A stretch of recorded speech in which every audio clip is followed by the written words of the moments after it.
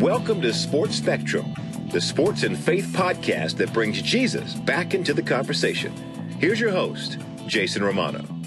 Welcome, everyone, to the Sports Spectrum podcast. I am Jason Romano. Thank you so much for tuning in and checking out our podcast. Available everywhere podcasts are found: iTunes, Apple Podcasts, Google Play, Stitcher, Spotify, everywhere podcasts are found. Thanks for joining us here on the program. Today on the show, our guest is Jaime García. We talked to the Mexican-born Major League Baseball pitcher who on Wednesday, January 9th, 2019, the news started trickling out that Jaime was planning to retire from Major League Baseball after making his debut in 2008 and last pitching in the majors last season, 2018. Jaime was drafted by the St. Louis Cardinals in the 22nd round of the 2005 Amateur Draft and then made his Major League Baseball debut with St. Louis July 11th, 2008. He missed the 2009 season because of injury and then came back and played 7 seasons with the Cardinals from 2010 to 2016, most notably 2011, when Jaime was a part of that great Cardinals team that won a World Series championship. Jaime actually started Game 2 of that series, becoming just the second Mexican-born pitcher ever to start a World Series game. The first was Fernando Valenzuela in 1981. In 2017, after his stint with the Cardinals ended, Jaime actually started for 3 different teams over a 15-day span. The only pitcher ever to do that, with the Braves, the Twins, and the Yankees. In 2018, he finished up his career with the Blue Jays and the Cubs. So retirement, that's what we're going to talk about with Jaime García, and you're going to hear his pretty awesome testimony of faith in Christ as well. Let's get to our interview with Major League Baseball pitcher, former Major League Baseball pitcher, Jaime García, here on the Sports Spectrum podcast. Welcome, Jaime. Hey, Jason. Thank you very much, man. Thank you for having me. Yeah, it's good to talk to you, Jaime. And retirement. So you make that announcement, and it's time to retire. You're 32 years old. Why was right now the right time to make that decision? I know. It sounds weird me saying that word. Like now that I'm talking to friends and family about it, it's a little weird saying it. But I'm I couldn't have asked for a better career, better just things that have happened in my life over this last 13 years. And I've been ready for it. I think my heart has been ready for it. I think just the Lord put it in my heart to play a few more years and try to get as much as I could out of my arm and my body. And he did. He provided for me, and it just got to a point where, I knew this was it. And that's how it all began. Was there a specific moment? I know you played some winter ball in Mexico, certainly finishing out your career in the majors this past season in Toronto and then Chicago. Was there a moment when you said, yep, I'm done, that's it? Yeah, to be honest with you, there were a few moments. As people know that have followed my career, I've had a lot of issues with injuries. So I've had 3 major surgeries over the course of my career, major surgeries, and I've also had a lot of other injuries that I kind of kept to myself. And so I've battled a lot with the physical pain and mental pain. One thing would trigger the other one more, some anxiety, some stuff like that. So I battled with all that, and it has been a grind for me this 13 years. Mm-hmm. Every single year has been a grind. There's been something new, something different. And my last surgery was in 2004, thoracic outlet syndrome. For the people that don't know that, it's where I actually go in and remove your first rib. They took the 2 scalene muscles from my neck, and they did a PICC minor release. So it's a lot of stuff. It's very complicated surgery, and recovering from that surgery was very complicated. But that's when my faith kind of took a different direction. I grew a lot from it. I kind of just continued to humble myself to the Lord, and he just continued to provide. And that's kind of when I started walking by faith a little bit more, and I went out and had a really good year the following year. So what I was saying is that when I had that surgery, I went through a tough time with dealing with, some people disagreeing with me doing the surgery. and thinking that was going to end my career. So that was the first time that I said, you know what, I think the near could be, the end could be near, could be close. I don't know when, but it just the injuries continue to happen. But then I took a little second fresh air or breath there, where I actually pitched really good in 15, and things were really good, even though I had multiple injuries that came up in that year. Like I tore a ligament in my finger in my first outing coming back from surgery that nobody even knew about. And I pitched through it, and then I tore my groin, and then my shoulder was really bad at the end, and then I got sick. So it was just one thing after another. But I, at that point, after I made it through that year and see what God did, where I had really tough games and really tough injuries, that he still provided for me, and I just kind of kept going forward and kept pushing and never gave up. That made me go, okay, you know what? There's still more left, and I'm going to give everything I got to God. I'm going to give everything I got to the Lord, and whatever happens, he gets the honor, he gets the glory. And that's how the last 2 years pretty much have gone by. I mean, 3 years. It's just grinding and kept going. And obviously my perspective on things completely changed. My identity in Christ, my purpose and my mission of why I'm doing the things that I'm doing completely changed. That it allowed me to still play with pains and injuries and tough times, but I had a different foundation. Now I was founded in rock, and it kind of allowed me to just keep going. But then, I just, over the last couple of years, I've continued to grow a lot in other areas, obviously spiritually, mentally, that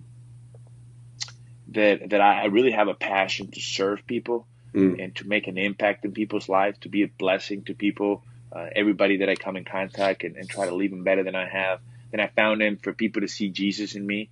And I realized over the last couple of years that whenever I would get closer to that dream or that passion, and that what God's put in my heart that I'm really passionate about and I'm really called to do, the farther I would get away from baseball. What I mean with that is that as people that are close to me know, that I'm an extremely dedicated person, disciplined person. And with my injury history, baseball requires 100% of my time. So I really don't have a life. I don't have hobbies. I don't have, I'm still single, and I'm just all my time is dedicated 100% to this game and to recovery and doing injections and treatments and seeing doctors and chiropractors and mental, I mean, you name it, mechanics and weighted ball stuff. I've done so much stuff.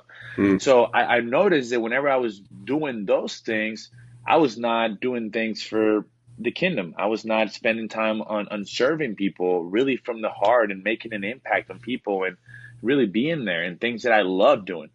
And I would notice that if I try to do those things more, my career would take a hit. My arm just I wouldn't be able to prepare the same way that I would want to. And then I just came to a conclusion to where, okay, my identity is not in baseball. This is just what God, he gave me this heart. He gave me this relentless mentality of not giving up and just get the most I can out of my body. So I'm going to get the most I can. But my identity is not in baseball. My identity is in Christ, 100%. It's in serving him, serving people. And, I got to a point where this last year I got my 10 years. I didn't even know how. It's crazy. But yeah, I would say over the last 2 years, I've had little moments that would come up, and I would say, okay, I think this is it. But I would just continue to pray about it. I've grown so much over the last 2-3 years spiritually that I would just leave it on the Lord's hands. And if he would open a door, I would just kind of follow him and say, okay, you got me here, you got me to this point. I'll go wherever you want me to go. And he would open doors, close doors until this year when the starting pitcher thing with the Blue Jays kind of just didn't happen. My arm just doesn't work. I mean, didn't work last year. I would try to go past certain pitches or certain innings, and it just wouldn't work. Simple as that. Like, there was no a pain thing. It was just a nervy thing, and things would just come floppy and no feel, I couldn't repeat my delivery. Everything was just not working past certain pitches. So I came to the conclusion. I said, okay, I can't do this to myself and the team. And I told the team what was going on. And we made the decision to go to the bullpen. And then I went to the bullpen, and it worked really good for a few days. But then once you start throwing every other day, it's the same thing. Yeah. And things just kind of go and we'd be okay one day, and then the next day is not okay. And maybe I could pitch okay some days, but I would feel really bad physically. And I'm like, this is really not it. But then I made the commitment with the Cubs to say, okay, I'm going to finish whatever I started with them this month. And I did. So whenever I ended the year, I during this whole process of making the transition to the bullpen, I was growing and growing more spiritually, and I was making disciples and making impact on people's lives, and I was doing what I was passionate about. So I don't regret that. But at the same time, I feel like God's answering my prayers. I'm praying to Him, like, where you want me to go? You want me to play? You want me to pursue this bullpen thing? You want me to try to, do whatever, or I'll go whatever you want me to go. And the more that I would things just wouldn't work with my arm and pitching, and I would just have a passion somewhere else. I want to go to college. I want to write a book, other stuff. I said, okay, this is it. I talked to my family. I talked to the people that are really close to myself, and the people that really know my background and the things that I've gone through. They're all supported me and say, this is it. And then the decision to come to Winter Ball was more for, to make an impact in communities and give back to my country and give back to my to where it all began, because this is where I actually made my professional debut 14 years ago. That's right. And they've always, I've always had a platform here that because of the injuries, I have not been able to use. I have not been able to pitch in a World Baseball Classic with Mexico. I have not been able to pitch back in my country for the last 13 years because of the injuries. And I tried to do it. I wanted it. And I always made the commitment to the people here that I was going to pitch again before I retired. So I said, you know what? My arm doesn't want to do this thing anymore. I really don't need the job. I really don't need to go and try to pitch well so I can get a job for the spring. But I feel like God's calling me to do that. I feel like a lot of people in my country have a completely different perspective of a guy like myself that has had the success that I've had, that I just wanted to come here and just be here for people, like love on people and care. And I had opportunities to do great ministry work and do some great stuff that we're going to be doing with One Mission in a small town about 30 minutes from here, building some homes and serving and making an impact. And and that's the main reason why I came here. I sacrificed my Christmas away from home. I sacrificed my New Year's. I sacrificed everything. I started a few games, and I didn't really want to do it out of the comfort zone. But once again, like I've done every single year of my career, I got out of my comfort zone for the Lord. And I hope that my time down here was impactful for some people. But sorry, I went a little longer than what you asked, but that's kind of where it was just a process. I don't think there was a moment specifically where I said, okay, I'm done. Yeah. But it was just a process that I was battling, obviously, with prayer. Prayer was the battle. That's where I was going to battle with the Lord. And He just continued to open doors, close doors, and maneuver me and change me and guided me until I got to a point where it was clear in front of me. And I said, this is it. Jaime García is our guest here on the Sports Spectrum podcast. Jaime, share with us your testimony. You alluded to it a little bit, coming to faith in Christ and how baseball was an idol, and then it wasn't. It was not your identity anymore. It was Christ that became your identity. Sort of share with us the Cliff Notes version of how you came to Christ and that time that you began your walk with the Lord. Yeah, it's been a journey, man. It's been a journey for me. So I grew up, born and raised in Mexico, small town in Reynosa, Mexico, a border town. I grew up in a Catholic church or Catholic home, but we really never went to church. We never really talked about God. We never prayed. We never went. There was nothing of faith in my house. And I was a kid that I had a lot of issues as a kid with, number one, attention deficit, ADD issues at school. It was really hard for me to concentrate. I had a lot of issues with anxiety, insecurities, fears as a really young kid. I love my dad to death. I mean, he's one of my best friends now, but he was really tough on me when I was a kid. So that kind of caused a lot of acceptance issues, a lot of performance-based life. Baseball was like that for me. That's why baseball was never really enjoyable. So I had a lot of issues with that growing up. A lot of, I had to do things to feel accepted. I had to do something to feel approved and feel loved. And even then, when I had good games, was never enough. So that was really difficult for me growing up. It made me not enjoy the game when I was a kid, like other kids should do. So it became like a job. It became like something that I was trying to do for the wrong reasons, just to feel accepted. And then the injuries in my arm, people don't even know this, but the injuries started actually when I was 12 years old. So I started pitching when I was 9 years old. It's crazy. I started pitching when I was like 8 years old, and I had my first. I remember I was wearing an arm brace on my elbow when I was 12 years old.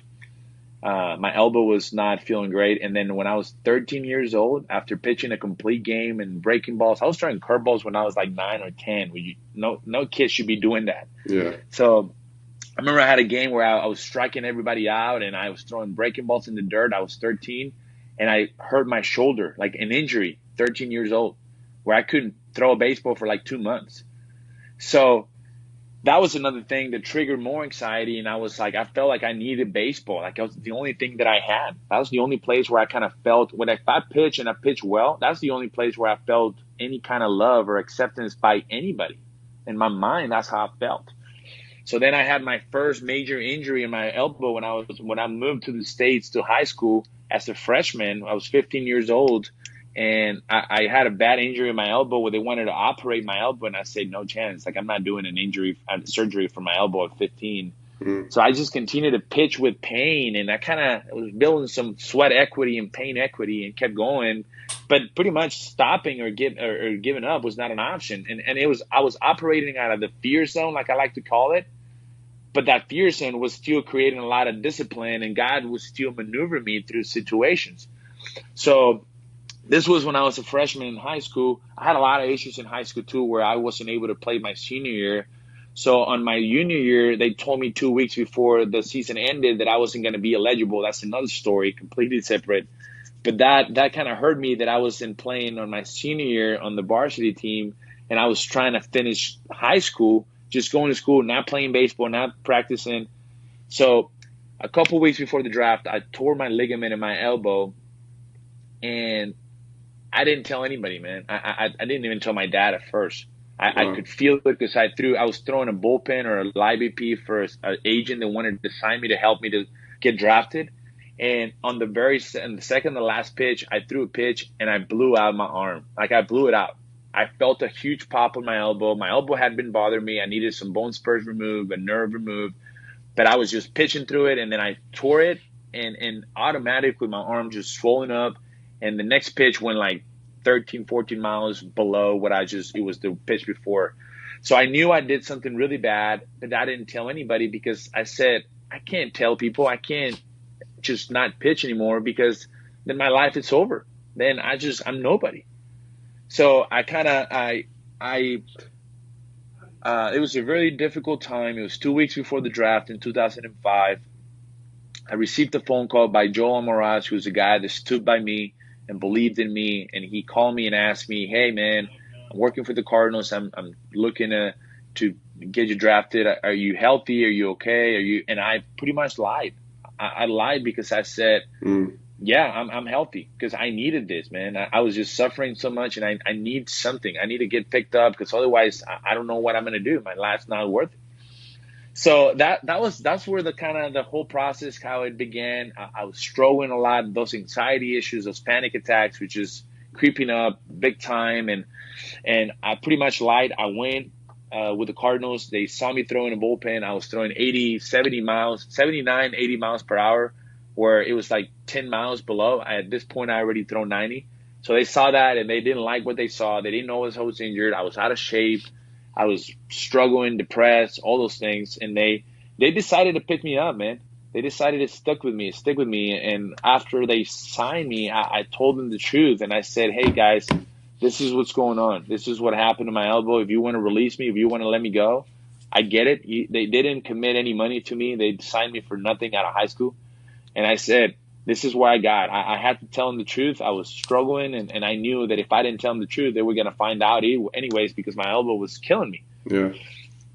So I told them what was going on. They stuck with me, and they believed in me. The little they saw, they said, okay, we'll rehab you for a month, and then good. If it works out, good. If not, we'll release you, and you're gone. It doesn't really hurt us.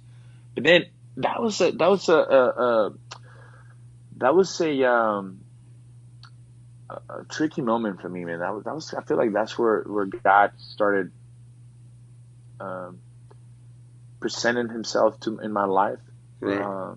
That's kind of where I got into a humble, just humility place of humility in myself to the Lord, and just getting down on my knees, man, and crying and really suffering a lot on the inside, and saying, Lord, like, you know how much I'm suffering right now. You know how much pain I am right now. Only you know that. And I need you. I need you, Lord. I don't know if there's something out there that's hearing me right now. I don't know if there's somebody that cares for me, but I've heard about you, God. I've heard about Jesus Christ dying on the cross. And if there's something I need something. And I was crying, and I just felt terrible on the inside, man. And I was keeping all these things to myself, because I wouldn't talk to my family. I wouldn't talk to anybody about it. A lot of insecurities, a lot of fears. But I feel like that's where kind of God has started like do some stuff in my life. To kind of fast forward a little bit, this happened in 2005. I rehabbed for a month. I went to Instructs. I started pitching, and in 2005 in June, by December, I was throwing in winter ball in Instructs in Dominican. The Cardinals sent me the instructional league over there, and I was throwing harder than I've ever did in my life. I was throwing 92, 93 miles per hour, where before even the injury, I was never throwing this hard. So I just started like praying, and I started my work ethic kind of went through a whole new level. Like I was already committed to it, disciplined, but I was so disciplined and committed, and I started kind of feeling something in my heart. So that's kind of where the journey began. But I wouldn't say I accepted Jesus Christ as my Lord and Savior right there, but it was the seed, or something was planted there. I felt like there was something else. There was hope. And then, I believe that things happen for a reason. And my journey was meant to happen the way it did, because I got to the big leagues in 2.5 years after being a 30th round pick out of high school, after being a nobody, after throwing 80 miles per hour. I didn't even have Tommy John surgery where I needed it right when I tore it in 2005. I got to the big leagues in 2008 with a really bad elbow, but only the Lord made it happen. He allowed me to get there. I had surgery once I got there, and then I had for the guys that know the St. Louis Cardinals back then and still now, it's like the best place to play if you're a Christian or if you're trying to grow spiritually, man. That was like going to church, going to the ballpark every day for me. Oh yeah. So I got there, and I saw some stuff that I'd never seen before in my life. I saw some fellowship, some people receiving me and treating me and bringing me in, and I saw some families, and I saw some kids, and I saw some men of God like being different. I saw something different, and they kind of brought me in, and they invited me to their homes, and they invited me to chapels and Bible studies, and that's kind of where it all began. It all began to where I was still operating out of the fear zone. I was still doing things out of acceptance and fear. But things, God was maneuvering me and putting people in my life and taking people away. And I would, and in 2011 is when I made a commitment to the Lord. I came for the first time to PAO, and then I kind of went back, and I was doing things out of fear still. And I wouldn't really get over a lot of my issues, a lot of my insecurities, and still trying to please people. And I had something that I battled for many years. But he put people in my lives, the guys like Adam Wainwright, like Matt Holliday, that were there for me, Lance Berkman, guys like Albert Pujols. They're strong believers that are not only Hall of Fame caliber guys on the field, but also off the field. And they're like brothers for me now. They're people that I looked up to a lot, and I learned a lot from. So I believe that the Lord kind of, had it all planned out and made it all happen for me to be at that point, at that place. And that's kind of where it all began. And then the next few years, the injuries continued. I had shoulder surgery, more injuries, and just injury after another one. But then I started finding a different meaning for my life and a different understanding and feeling more accepted and loved. But yeah, it has been a journey. There's been a lot of stuff, and there's still even more things out there in my testimony that a lot of people don't even know about. But yeah, it has been a long journey. Couple more questions here with Jaime Garcia on the Sports Spectrum podcast. We'd be remiss not to mention the 2011 Cardinals team on the field. You mentioned the impact that those guys had on your life off the field, certainly with your faith in the Lord. But you became just the second Mexican-born player and pitcher, I should say, ever to start in a World Series in that 2011 season. You end up winning that World Series, one of the craziest World Series I think I've ever seen in terms of finishes, beating Texas in 7 games. What memories come back to you about that team, not just in terms of the impact, obviously, that you just described in your faith, but even just the camaraderie of coming together and being a part of such a wonderful team to win it all, but even such a pressure-packed series like that 2011 World Series was? Yeah, that was another year of grew a lot of my faith as well. Like I was saying, obviously for the impact that those guys were having on my life, but also spiritual, where I was going through some stuff already with my shoulder. And I ended up having a really good year, and I ended up being in the rotation. I ended up pitching in the playoffs, and then making those World Series starts, like you said. That was pretty special for me. You mentioned about Fernando Valenzuela, who's my idol growing up. Obviously, growing up in Mexico. Yeah. He's the greatest Mexican pitcher or player that ever lived, that ever played in the big leagues. So he was a huge inspiration for me. I got to meet him when I was playing, and he meant a lot for me. So for me to go up there and represent not only my family, myself, my town, but also my country in a way like that, it was pretty meaningful, pretty impactful, pretty special for me. And like I said before, I was born and raised in Mexico. I'm proud of it. 100% Mexican. My whole family's from Mexico. So I always try to give back to my country a lot. So that was for sure very special for me. And then as far as the team that we had that year, I had been in a lot of teams there's been a lot of fun to play for, to go to the clubhouse and to go and get to see those guys every day. But that was special, man. That's something that I look back on 7 years ago, and just to see that doesn't happen. It doesn't happen at every team. It doesn't happen every year. But I think what it all began is going back to those names that I named. They were keeping everybody together in that clubhouse. So we already had a good team in 2010. But then you bring a guy like Lance Berkman, who's one of the funniest guys you've ever met. Oh yeah. And he's a solid believer. He's a guy that I really admire and I respect a lot. I have a lot of admiration, not only for what he did on the field, but the type of person that he is in the clubhouse, the type of person that he is to keep things loose, and just the heart that he has for people, man. He has a huge heart. He'll treat you the same way, regardless whether you're a Hall of Famer or you're not, or you're a young guy. So I really have a really special place in my heart for him and his family because of the way he treated me, but also the way he received everybody, the way he kept everybody loose, everybody laughing in a good way. And I think that helped a lot in the clubhouse because we already had, Matt Holliday, we had Wainwright, we had Pujols, but then you bring in a guy like him with the talent that he had on the field, and then what he does in the clubhouse just brings everybody even more together. So there was something special about that team that you could see that you could see it on the field, but what was going on in the clubhouse with those big name guys that a lot of the young guys like myself, like David Freese, like John Jay, Descalso, all those guys, they're trying to follow their footsteps and they're trying to do things that were professional, disciplined, and trying to follow kind of the things that we needed to do. And I 100% believe that's the reason why we won that year. That we had everything going against us, and actually played with Cole Hamels last year a little bit in the Cubs, and we were just talked to guys that I played with. He was with the Phillies that year when the Phillies they were supposed to win the whole thing. It was the best team in baseball. Yeah. And I've talked to guys that were in the Rangers and guys that were here, and they're just like, dude, I mean, what in the world? Like, how you guys were it was just crazy. And we had everything going against us. We had a lot of injuries. We had just not the best talent. But it was that what those guys were able to do with us to keeping everybody together and keeping a good spirit in the clubhouse and kind of everybody pulling for each other.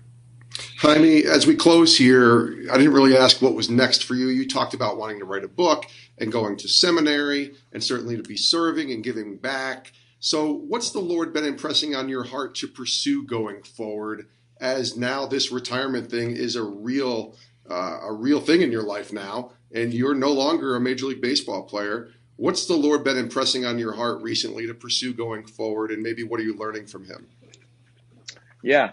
So I think the fact that I struggle a lot with ADD. Yep. I struggle a lot with reading and writing in school and also growing up. And I think with the anxiety, one would trigger the other one more. So I've been really, really passionate about that. I think I've made one thing that I've been really good in my career is making my weaknesses my strength. My strength, and that's one of those things. So the thing that I hated the most, that I knew I wasn't just smart enough. I couldn't read, I couldn't write, I couldn't do any of those things. That's part of my daily life right now. I try to read a book every month or every 3 weeks. I try to write every journal every morning, try to write my prayers. I've been on this Bible reading program where we read through the Bible the last 3 years with the same group of guys that I was just talking about, Holiday, Wainwright. We got Don Christensen leading the group. Yeah. It's been pretty impactful for my life, and it's been a huge blessing for my life, but also for them. So I've been growing a lot in those things and experiencing God's Spirit in my life in a way that I had never experienced before. And I'm feeling my calling, my purpose, the things that I'm passionate about. As far as what's coming ahead, I am going to college. I'm going to be going to Dallas Baptist University, starting those mini masters things, and starting this March. Actually, I'm already working on those things. Nice. So I'm going to be starting those mini masters where you go take a class for like a week and then go back home and then just travel. I want to pursue that. I want that to be a part of my testimony. I want kids down the road to look at myself, maybe kids that are struggling with anxiety, with ADD, with depression, with insecurities, with fears. They're from Mexico or from any country, from the States, from any Latin America, South America, and any country, that they can look at myself, they can look at my testimony and see, hey, this is a guy that grew up with everything going against him. They had a lot of data issues. They had a lot of issues with insecurities. They had issues with not being smart enough, not being good enough. I got injuries, had just everything going against him. I was never the most talented. I was never really nothing. And this is a guy that was committed, was disciplined, that worked so hard to get to the big leagues, worked so hard to stay there, to battle through injuries, build so much sweat equity, battled through got into the whatever it takes mentality, came out of that fear zone and started doing things based on the love zone, out of the love zone, and doing things for God, doing things for serving, and stayed in the big leagues and battled and came back, accomplished all his dreams, played 10 years in the big leagues. And the first thing he did, he went and did the number one reason why he wanted to play baseball was not to go to college, not to go to school, because it was not my thing.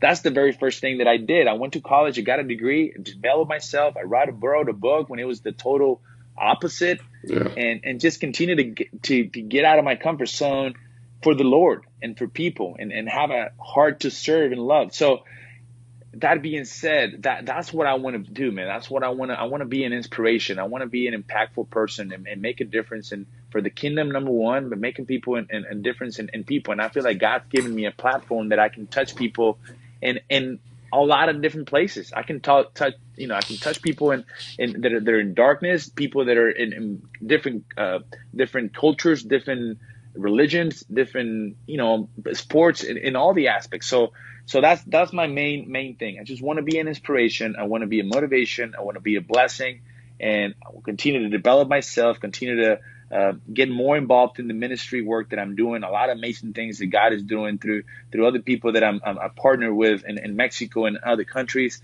And I want to get involved with those things. Obviously God has given me opportunity when I'm going to be able to do what I'm passionate about. But I feel like God is just going to continue to open doors and continue to guide me and lead me through places that He wants to. And He wants me to do a little speaking here and there and do a little, maybe work for a team and work with younger kids, maybe get involved in more things in my country. I know more people had asked me to go speak and talk to kids. I have a passion for that. So I know that the doors are open and God will be revealing where I need to go. But that's kind of where the foundation is at. He is Jaime Garcia, now retired from Major League Baseball. Great career, 10 years, 2011 World Series champion. Jaime, it's been great to talk to you. Thanks for sharing your journey, your testimony. I'm sure God's got great plans for you, my friend, and I appreciate you being here on the podcast. All the best to you. Thank you very much, Jason. And we do thank Jaime Garcia, the former Major League Baseball pitcher, for being a guest here on the Sports Spectrum podcast. And we certainly wish him nothing but the best going forward now that he's retired from Major League Baseball. And it's really interesting to think about all that he went through just to get on that mound every single day, every 5 days, whatever it was, to pitch in a Major League Baseball game, and all the injuries that he went through. And now that he's retired and is able to kind of not have to go through that grind and focus his grind more on Christ and going to college and writing a book and all the great things that the Lord has in store for him. Just excited to see what happens with Jaime, and we do appreciate him being a guest here on the Sports Spectrum podcast. We also want to thank our sponsors, Compassion International, $38 a month, food, education, medical care, vocational training.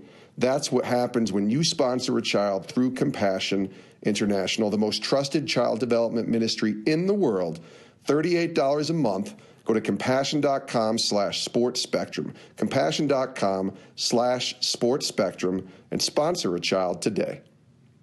Thanks for listening. As always, you can find us on our social media pages, Twitter, Instagram, and Facebook at sports_spectrum. You can also follow us on our YouTube channel, subscribe to us there. And of course, all of our content can be found at sportsspectrum.com, where you can become a member of the Sports Spectrum family. It's $18 for an entire year. Gets you a subscription to our quarterly Sports Spectrum magazine. That magazine's been around for 30 plus years. Still a great piece of content and a piece of just a tool that you can hand to people. And the stories that are in there are fantastic. It's a great magazine. Subscribe to it. I promise you, you will love it. Get it as a gift for somebody else. sportsspectrum.com. That's the website to go to and subscribe today. Thanks for listening, and we'll see you next time on a brand new episode of the Sports Spectrum podcast. Have a great rest of your day.